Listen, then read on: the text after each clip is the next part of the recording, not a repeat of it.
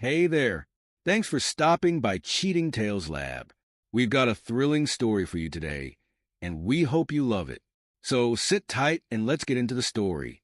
Nate's fingers danced delicately over the molten glass, coaxing it into elegant curves and spirals. The heat from the furnace warmed his face as he focused intently on his craft. He was in his element here, in the quiet sanctuary of his home studio. But even as he shaped beauty from chaos, an uneasy feeling gnawed at the edges of his concentration. Something was off. The hairs on the back of his neck prickled, that old instinct warning him that all was not right in his world. He heard the faint murmur of Evelyn's voice from the other room. His wife was on another of her increasingly frequent phone calls. Work, she always said. Important client matters that couldn't wait. Nate frowned slightly as he put the finishing touches on his latest piece. He couldn't put his finger on it, but Evelyn's behavior had been different lately. More secretive, more distracted. Setting down his tools, he moved closer to the partially open door, straining to hear. "I can't wait to see you again, Ryan," Evelyn was saying, her voice low and intimate. "Yes, I know we have to be careful. Nate doesn't suspect a thing." Nate froze, his blood turning to ice in his veins. Ryan? Who the hell was Ryan?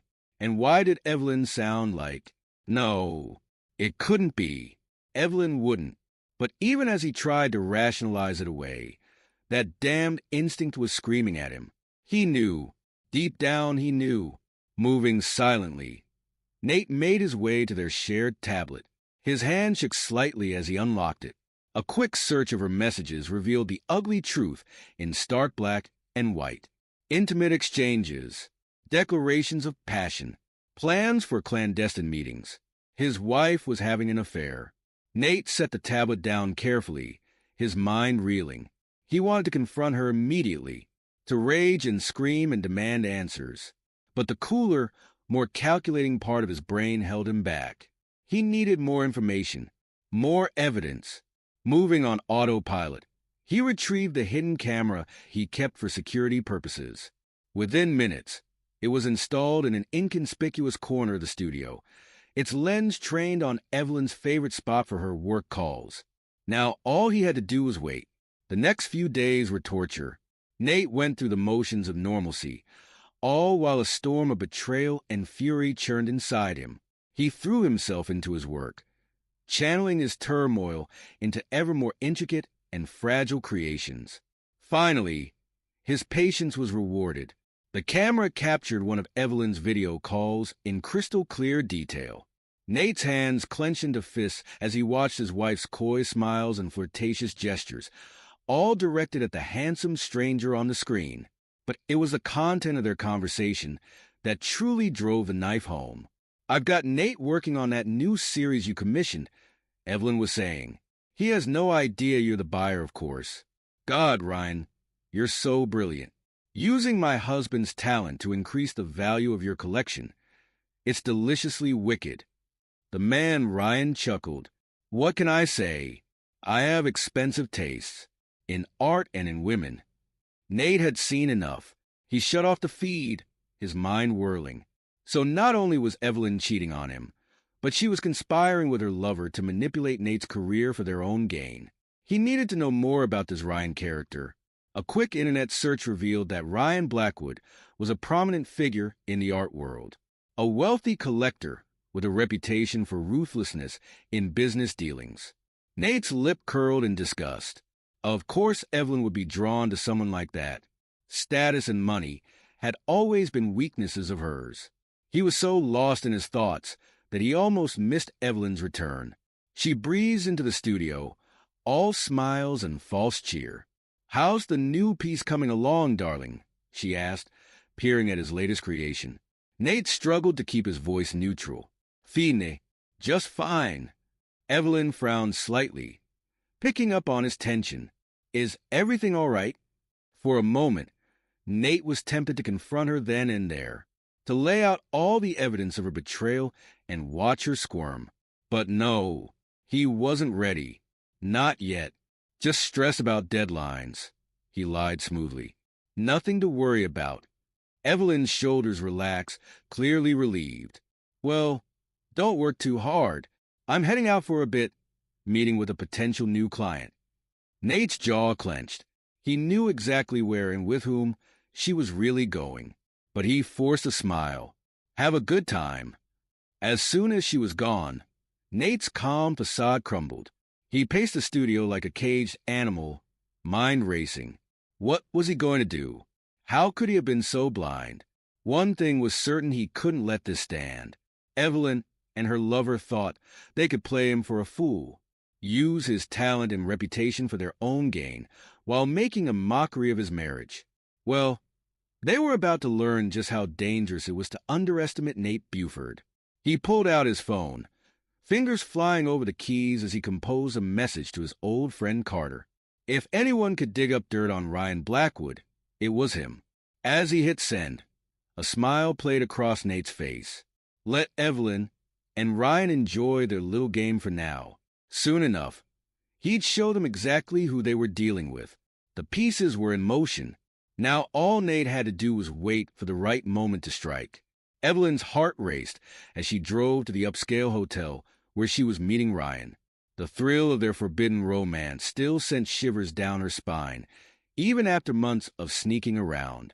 She knew what she was doing was wrong, knew the pain it would cause Nate if he ever found out, but she couldn't seem to help herself. Ryan made her feel alive in a way she hadn't in years. As she parked and made her way inside, a small voice in the back of her mind whispered warnings. Nate had seemed off lately, more distant, almost suspicious, but she shook off the doubts. Nate was a Boy Scout through and through, honest to a fault. He'd never dream of snooping or invading her privacy. Their marriage might have grown stale, but his loyalty was unwavering. The thought sent a pang of guilt through her, but it vanished as soon as she laid eyes on Ryan. He was waiting for her in the lobby, looking devastatingly handsome in a tailored suit. "There's my girl," he said with a rakish grin, pulling her in for a passionate kiss. Evelyn melted against him, all thoughts of Nate fleeing her mind. This was where she belonged, in the arms of a man who truly appreciated her. As they made their way up to the room, Ryan filled her in on his latest schemes. "That new series Nate's working on, it's going to make us both very rich," he said, eyes gleaming. "I've already lined up some major buyers. Once word gets out that the Nathan Buford created these pieces for my personal collection, the value will skyrocket." Evelyn's brow furrowed slightly. "You don't think anyone will get suspicious?" Nate asking questions about the mysterious buyer. Ryan waved a hand dismissively. "Please, your husband is an artist, not a businessman. He has no idea how the game is really played. As long as the check's clear, he'll be happy as a clam." Evelyn nodded, pushing down a twinge of discomfort. Ryan was right, of course. Nate was hopelessly naive when it came to the cutthroat world of high-end art dealing. It was one of the reasons she'd been so easily swayed by Ryan's charms. Still, as Ryan pulled her onto the bed, a nagging doubt lingered in the back of her mind. Was she really prepared to betray Nate so completely? To use his talent and trust against him? But then Ryan's lips were on hers, his hands roaming her body, and all such thoughts fled. She gave herself over to passion, determined to enjoy every stolen moment while she could. Nate stared at the printout spread across his desk, his expression grim. The results of Carter's investigation into Ryan Blackwood painted an ugly picture indeed.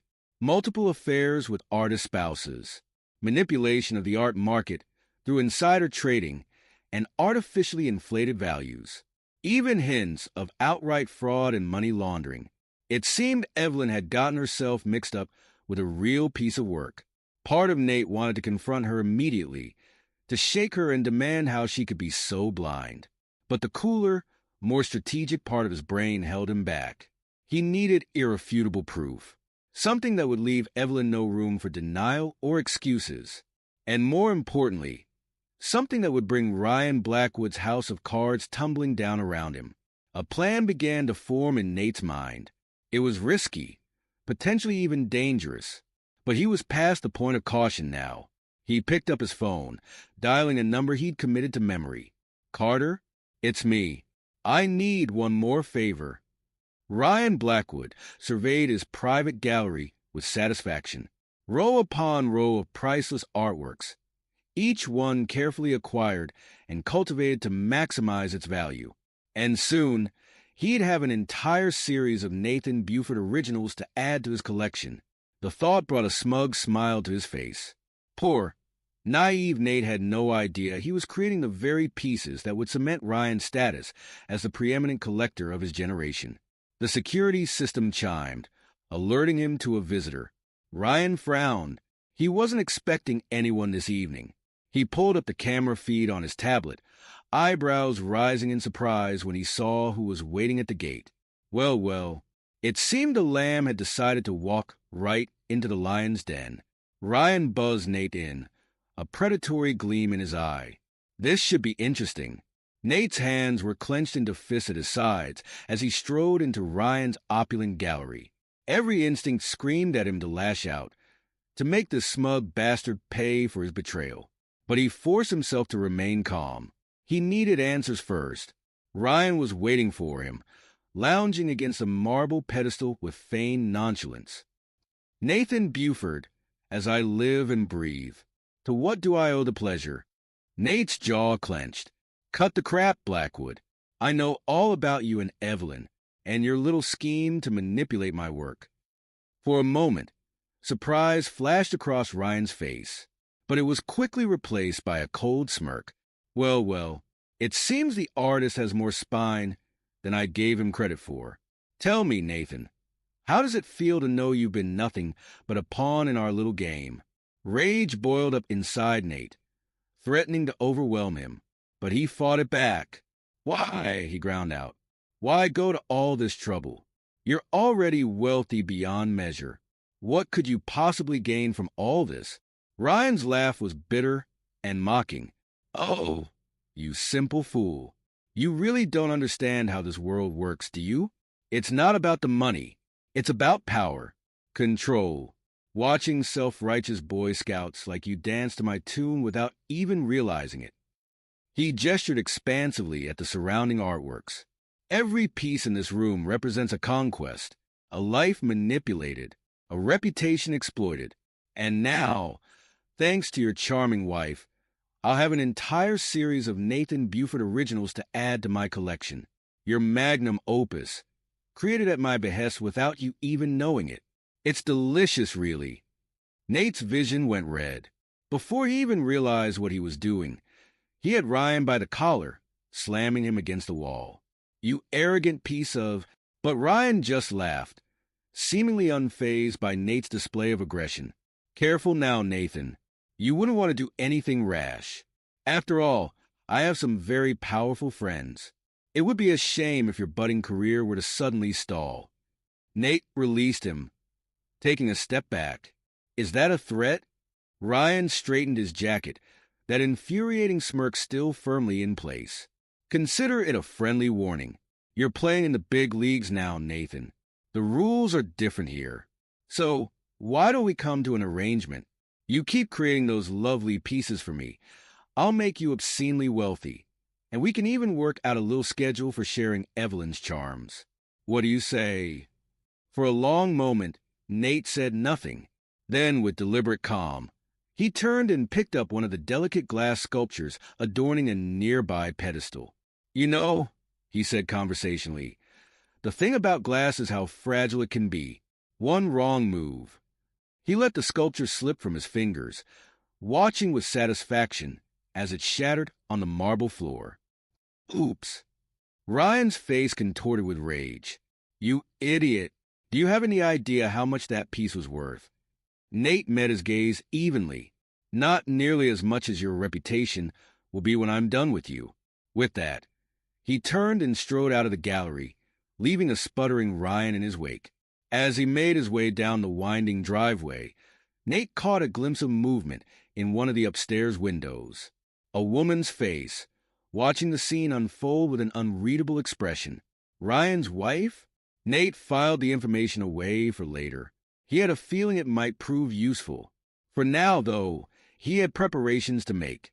The final act of this little drama was about to begin, and Nate intended to be the one writing the ending. Evelyn's phone buzzed insistently, jolting her from a fitful sleep. She fumbled for it in the darkness, squinting at the bright screen. The clock read 2:37 a.m. An unknown number flashed on the display. "Hello?" she answered groggily. "Is this Evelyn Buford?" A man's voice, tense and official sounding. "Yes. Who is this?" "This is Officer Ramirez from the Metro PD. I'm calling about Ryan Blackwood. There's been an incident. He's been taken to St. Mary's Hospital." "It's serious, ma'am. You were listed as his emergency contact." Evelyn's blood ran cold. "What happened? Is he—" "I can't give details over the phone, ma'am. You should get to the hospital as soon as possible." The line went dead. Evelyn sat frozen for a moment, her mind reeling. Then she sprang into action, throwing on clothes haphazardly. Nate stirred beside her. "Ev? What's going on?" She hesitated. "Work emergency," she lied smoothly. "Go back to sleep. I'll explain in the morning." As she drove through the quiet streets, her hands shook on the steering wheel. What the hell had happened? And why was she Ryan's emergency contact? That idiot. If he'd gotten them exposed. The emergency room was a flurry of activity. Evelyn approached the desk, her heart pounding. "I'm here about Ryan Blackwood. I got a call." The nurse's expression turned grave. "Are you family?" "I'm a close friend. Please, what's happened?" Before the nurse could answer, a tall woman in a crisp suit approached. "Mrs. Buford? I'm Detective Reyes. Can we talk privately?" Evelyn's stomach dropped. A detective? This was bad. Very bad. She followed Detective Reyes to a quiet corner, her mind racing. She had to be careful here. Very careful. "Mrs. Buford, I understand you were close with Mr. Blackwood?" Evelyn swallowed hard. "We're colleagues.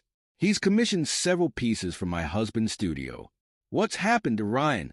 Detective Reyes's gaze was piercing. "I'm afraid Mr. Blackwood is dead, ma'am. He was found in his home studio about an hour ago. There are suspicious circumstances." The world tilted sideways. Evelyn gripped the wall for support. "Dead? But how?" "That's what we're trying to determine. Mrs. Buford, when was the last time you saw or spoke to Mr. Blackwood?" Evelyn's mind raced. She had to be so careful now. I'm not sure. A few days ago, maybe, at a gallery opening." Detective Reyes's eyes narrowed slightly. "I see. And your husband, when did he last have contact with Mr. Blackwood?" A chill ran down Evelyn's spine. "I'm not sure," she said slowly. "Nate handles the creative side. I deal more with the business end of things." "Why do you ask?" The detective's expression gave nothing away. "Just establishing a timeline, Mrs. Buford. We'll need to speak with your husband as well. In the meantime, is there anything else you can tell me about Mr. Blackwood? Any enemies? Anyone who might wish him harm?" Evelyn hesitated. This was her chance. A way to distance herself from the whole sordid mess. And if suspicion fell on Nate, well, he had been acting strangely lately. Who knew what he might have done in a fit of jealous rage? I'm not sure if it's relevant," she began hesitantly.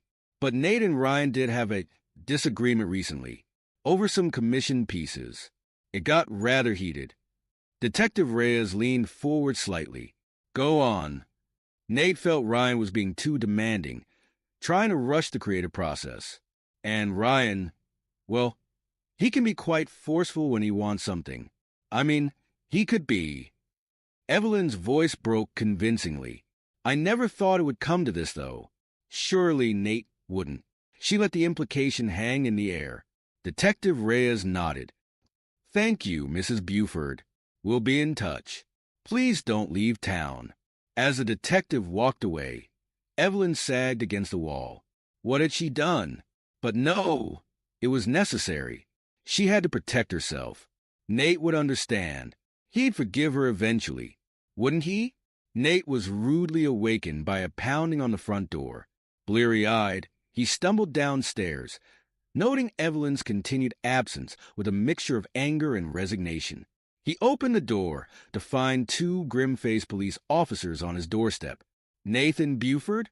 "Yes, I'm Detective Reyes. We need you to come down to the station to answer some questions about Ryan Blackwood." Nate's stomach clenched. "What's this about?" "Mr. Blackwood was found dead in his home earlier this evening. We're investigating the circumstances." "Dead? Ryan was dead?" Nate's mind reeled. "I don't understand. What does this have to do with me?" Detective Reyes's expression hardened. "That's what we're hoping to find out, Mr. Buford. Now, are you going to come with us voluntarily, or do we need to make this official?" Nate's lawyer's voice echoed in his head. Never talk to the police without representation. But refusing would only make him look guilty. Of what? He wasn't sure, but clearly he was a suspect in whatever had happened. "Let me get dressed," he said finally. "I'll come with you." The ride to the police station was tense and silent. Nate's mind raced. Ryan was dead, murdered, most likely, given the police involvement, and they thought he had something to do with it. It was absurd. Sure, he'd confronted Ryan, smashed that sculpture. But murder? He wasn't capable of that. Was he? At the station, they led him to a small, windowless room. Detective Reyes sat across from him, her expression unreadable. "Mr. Buford, can you tell me about your relationship with Ryan Blackwood?" Nate chose his words carefully. "He was a client. He commissioned several pieces from my studio." "Just a client? Nothing more personal?" Nate's eyes narrowed. "What are you implying, Detective?" "We have reason to believe your relationship with Mr. Blackwood was more complicated than that. Witnesses place you at his home earlier this evening, engaged in what appeared to be a heated argument. Want to tell me what that was about?" "Shit, he should have known there would be security cameras." "Stupid, stupid, stupid. I'd like to speak with my lawyer now," Nate said firmly. Detective Reyes leaned back, a small, satisfied smile playing at her lips. "Of course, but I should warn you, Mr. Buford. We have physical evidence placing you at the scene.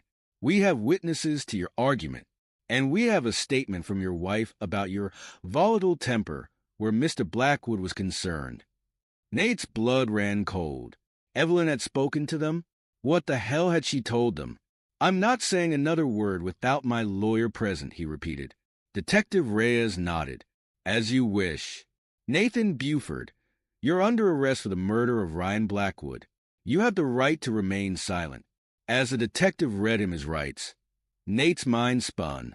This couldn't be happening. He was innocent, but the evidence and Evelyn's betrayal. He had a sinking feeling that things were about to get much, much worse. Carter rubbed his eyes, staring at the computer screen with growing frustration. He'd been at this for hours, combing through every scrap of information he could find on Ryan Blackwood and the circumstances surrounding his death. The ping of an incoming message jolted him from his thoughts. It was from Nate, sent through the secure channel they'd set up for just this purpose. "Carter, I need your help. I've been arrested for Ryan's murder.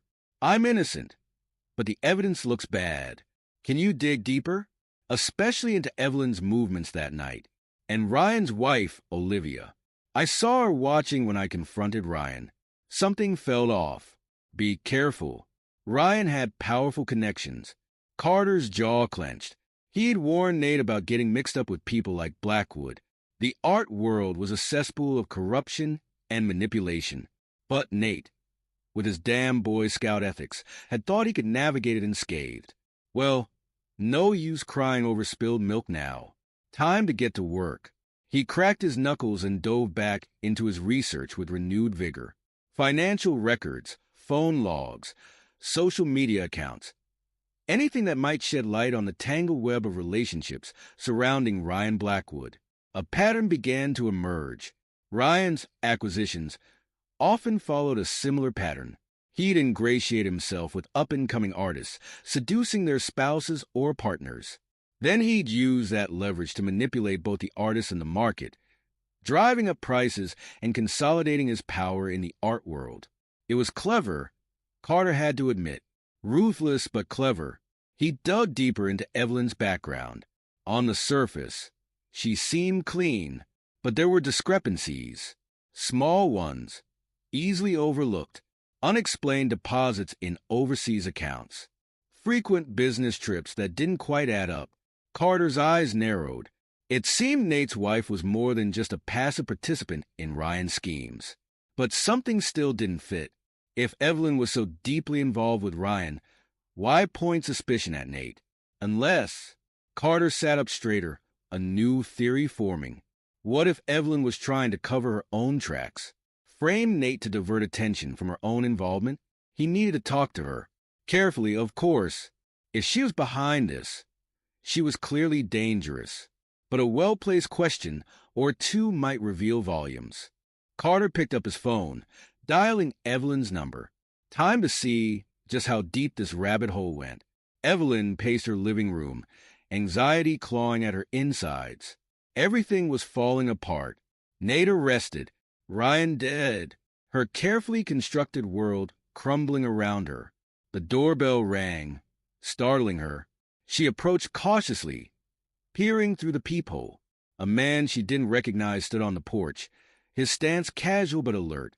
"Mrs. Buford?" he called through the door. "I'm Carter, a friend of Nate's. I was hoping we could talk." Evelyn's heart raced. One of Nate's friends? This could be bad. Very bad. But refusing to speak to him would only raise more suspicions.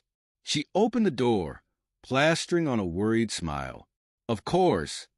Please come in. Any friend of Nate's." Carter stepped inside, his sharp eyes taking in every detail of the house. "Thank you, Mrs. Buford. I won't take up much of your time. I just had a few questions about the night Ryan Blackwood died." Evelyn's smile faltered slightly. "I've already spoken to the police. I'm not sure what else I can add." Carter's gaze was penetrating. Sometimes a fresh perspective can reveal new insights.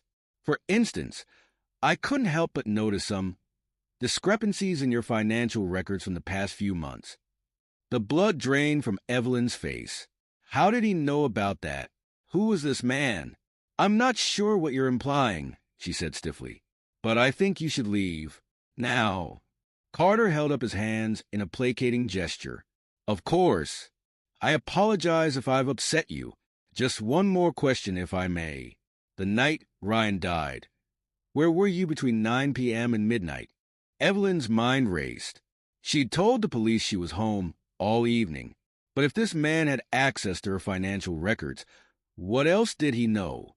"I was out," she said finally, "running errands. I needed to clear my head after everything that happened with Nate and Ryan." Carter nodded thoughtfully. "I see. Well, thank you for your time, Mrs. Buford. I'm sure we'll be speaking again soon." As he left, Evelyn sagged against the door. This was bad. Very, very bad. She needed to do something, and fast, before everything she'd worked for came crashing down around her. Olivia Blackwood stood at the window of her palatial home, a glass of wine clutched in her trembling hand. The grounds were crawling with police, combing every inch for evidence of her husband's murder. Ex-husband, she reminded herself bitterly. The divorce papers had been drawn up weeks ago. All that was left was to serve the bastard. Now she'd never get the chance. A soft knock at the door pulled her from her brooding. "Mrs. Blackwood, there's a man here to see you. Says he's a private investigator working for Nathan Buford." Olivia's eyebrows rose. Nathan Buford, the artist whose wife Ryan had been screwing. This could be interesting. "Send him in," she said, straightening her posture and smoothing her features into a mask of grieving widow. The man who entered was nondescript, but his eyes were sharp and assessing. "Mrs. Blackwood, I'm Carter. I'm looking into the circumstances surrounding your husband's death on behalf of Nathan Buford." Olivia's lip curled slightly. "You mean the man accused of murdering my husband?" Bold move, sending an investigator to question me. Carter's expression remained neutral. "Mr. Buford maintains his innocence. I'm simply trying to uncover the truth, wherever it may lead." I was hoping you might be able to provide some insight into your husband's business practices. Olivia laughed bitterly. Business practices? Is that what we're calling it now? Ryan's business was destroying lives and manipulating people. He was a monster. She saw the glint of interest in Carter's eyes and cursed inwardly. She'd said too much. The wine was making her sloppy. That's an interesting perspective, Mrs. Blackwood. Can you elaborate? Olivia turned away, staring out the window again. I think you should leave now. I have funeral arrangements to make. But Carter pressed on. One more question, if I may. The security footage from the night of your husband's death shows an argument between the two of you. Can you tell me what that was about? Olivia froze. How did he know about that? The footage should have been erased. I don't know what you're talking about, she said coldly. Now get out before I call security. As Carter left, Olivia's mind raced. This was bad. If that footage had survived, she needed to act fast, before everything she'd done was exposed. Little did she know, her actions that night were about to come back to haunt her in ways she could never have imagined. The courtroom was packed as Nate's lawyer presented the new evidence. Security footage showing Olivia Blackwood entering Ryan's studio shortly after Nate's confrontation. Financial records revealing a pattern of embezzlement and fraud that Ryan had been on the verge of discovering. And most damning of all, traces of the poison used to kill Ryan found on a pair of gloves in Olivia's car. As the judge ordered Nate's release and the investigation reopened, Evelyn sat in the back of the courtroom, her face pale. This changed everything. With Nate exonerated, attention would inevitably turn to her own involvement in Ryan's schemes. She watched as Nate was embraced by his supporters, his face a mixture of relief and determination. Their eyes met briefly across the crowded room. The coldness in his gaze sent a chill down her spine. Evelyn slipped out of the courtroom, her mind racing. She needed to disappear. Fast, before the house of cards she'd so carefully constructed came tumbling down around her. But as she hurried toward the exit, a hand gripped her arm. She turned to find herself face to face with Detective Reyes. Going somewhere, Mrs. Buford? I thank you, and I need to have another chat. Evelyn's heart sank. She had a feeling things were about to get much, much worse. Carter's fingers flew over the keyboard. His eyes narrowed in concentration. He'd been combing through the security footage from Ryan's mansion for hours, looking for any clue that might exonerate Nate. And now, finally, he had something. The grainy video showed Olivia Blackwood entering Ryan's studio shortly after Nate's confrontation. Her body language was tense, agitated, and in her hand, Carter leaned closer to the screen, a smile playing at his lips. Bingo! He picked up his phone, dialing Nate's lawyer. I've got something. You're going to want to see this. Olivia Blackwood sat in the stark interrogation room, her designer clothes rumpled, her normally immaculate makeup smeared. She looked a far cry from the polished socialite who had ruled the art world alongside her husband. Detective Reyes entered, a file tucked under her arm. Mrs. Blackwood, we have some new evidence we'd like to discuss with you. Olivia's eyes darted nervously. I've already told you everything I know. Have you? Reyes laid out a series of photos on the table. Security camera stills showing Olivia entering Ryan's studio. Close-ups of the glass in her hand. Care to explain this? Olivia's face drained of color. I don't. We found traces of the poison used to kill your husband on a pair of gloves in your car. Reyes continued relentlessly. The same poison that was in that glass you're carrying in these photos. Olivia's composure cracked. You don't understand, she whispered. Ryan, he was a monster. You have no idea what he was capable of. So you killed him? Olivia's laugh was bitter, bordering on hysterical. I saw an opportunity, and I took it. That other man, the artist, I saw him storm out after their fight. I knew Ryan would be angry, distracted, vulnerable. She leaned forward, her eyes wild. Do you know what it's like to be married to a man like that? To watch him destroy lives, manipulate people, all for his own gain? I couldn't take it anymore. I couldn't let him hurt anyone else. Reyes's expression remained impassive. Olivia Blackwood, you're under arrest for the murder of Ryan Blackwood. You have the right to remain silent. As Reyes read her rights, Olivia sagged in her chair. It was over, all of it, and in a twisted way, she felt something she hadn't in years. Relief. Nate stood outside the courtroom, his face a mask of grim satisfaction as he watched Olivia being led away in handcuffs. It was over. He was free.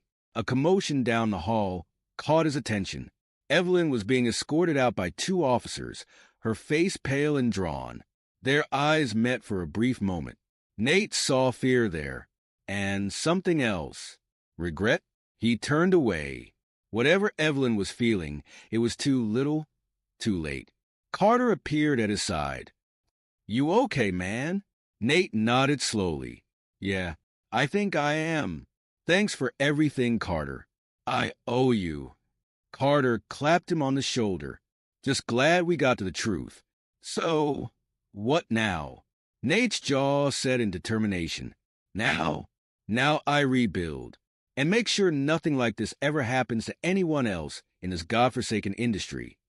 As they walked out of the courthouse, Nate's mind was already racing with plans.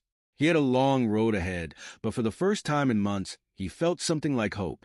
The divorce proceedings were mercifully quick. Nate's lawyer presented irrefutable evidence of Evelyn's affair and her attempts to frame Nate for Ryan's murder. The judge's ruling was swift and decisive. As Nate signed the final papers, he felt a weight lift from his shoulders. It was done.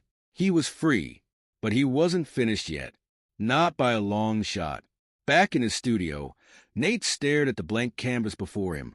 His hands itched to create, to channel all the pain and betrayal of the past months into something beautiful and terrible. He picked up a delicate glass rod, feeling its familiar weight in his hand. As he began to work, shaping and molding the molten glass, a new series began to take form. He would call it Betrayal's Reflections, a chronicle of deceit, manipulation, and ultimately redemption. Each piece would tell a part of the story. The initial trust, shattered like spun sugar, the web of lies, intricate and deadly as a spider's silk, and finally, the phoenix rising from the ashes, stronger and more brilliant than before. Nate worked tirelessly, pouring every ounce of emotion into his creations. Days blurred into weeks as the series took shape, and as he worked, word began to spread. The art world buzzed with rumors of Nathan Buford's triumphant return, a comeback story for the ages. Gallery owners clamored for a chance to showcase his new work.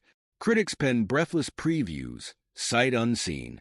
But Nate ignored it all. He had one goal in mind, and he wouldn't rest until it was achieved. The night of the gallery opening, Nate stood before the assembled crowd, his heart pounding. This was it, the moment of truth. He cleared his throat and the room fell silent. Thank you all for coming tonight, he began. This series, Betrayal's Reflections, is more than just art. It's a story, my story, and the story of countless others who have been manipulated and betrayed by the very people they trusted most. A ripple of murmurs went through the crowd. Nate pressed on. For too long, the art world has been a breeding ground for corruption and deceit. We've allowed the Ryan Blackwoods of the world to run roughshod over artists, to use us for their own gain. Well, I'm here to say no more. He gestured to the sculptures around him. Each of these pieces represents a chapter in my journey, from blind trust to bitter betrayal to, ultimately, redemption. But more than that, they represent a call to action. Nate's voice grew stronger, more passionate. It's time for us to take back our industry, to demand transparency and ethical practices, to support and protect young artists from the predators who would exploit them. He saw a few uncomfortable shifts in the crowd. Good. Let them squirm. I stand before you today not just as an artist, but as a survivor, and I'm asking all of you to join me in creating a better, more honest art world, one where talent and integrity are valued above all else. As Nate finished his speech, the room erupted in applause. He saw tears in some eyes, fierce determination in others, and in the back, partially hidden behind a pillar, he caught a glimpse of a familiar face. Evelyn, her expression unreadable as she watched him from afar. Nate turned away. He had said his piece. Now it was time to let his art speak for itself. The months that followed were a whirlwind. Betrayal's reflections became the talk of the art world, praised for its raw emotion and technical brilliance. Nate found himself inundated with invitations to shows and exhibitions around the globe. His name was on everyone's lips. His story held up as an inspiration to artists everywhere. But it was more than just personal success. Nate's call for reform had struck a chord. He began receiving messages from other artists, sharing their own stories of exploitation and manipulation. It sparked an idea, a way to truly make a difference. Nate reached out to his contacts in the industry, proposing a mentorship program for young artists, a way to guide them through the pitfalls of the art world, to teach them how to protect themselves and their work. The response was overwhelming. Artists, gallery owners, even a few reformed Ryan Blackwood types eagerly signed on to help. Within months, the program was up and running. Nate threw himself into it with the same passion he brought to his art. He conducted workshops, arranged apprenticeships, and provided a sympathetic ear to those who needed it. For the first time in years, he felt truly fulfilled, not just as an artist, but as a person. It was a year to the day since the gallery opening that had changed everything. Nate stood at the podium, surveying the crowd gathered for the mentorship program's first annual gala. So much had changed. The art world was slowly but surely evolving. Greater transparency in dealings, stricter ethical guidelines, a support network for artists who found themselves in difficult situations. There was still work to be done, of course, but progress was being made. Nate cleared his throat, preparing to begin his speech. But as he did, a movement near the entrance caught his eye. Evelyn stood there, looking small and uncertain. Their eyes met briefly across the crowded room. For a moment, Nate felt the old anger and hurt rise up, but then nothing. He realized with some surprise that the sight of her no longer had any power over him. He turned back to the podium, focusing on the bright faces before him, the future of the art world, his future. "Good evening, everyone," he began. "Thank you all for being here tonight. We've come a long way in the past year, but our journey is far from over." As Nate spoke about resilience, integrity, and the power of community, he felt a sense of peace settle over him.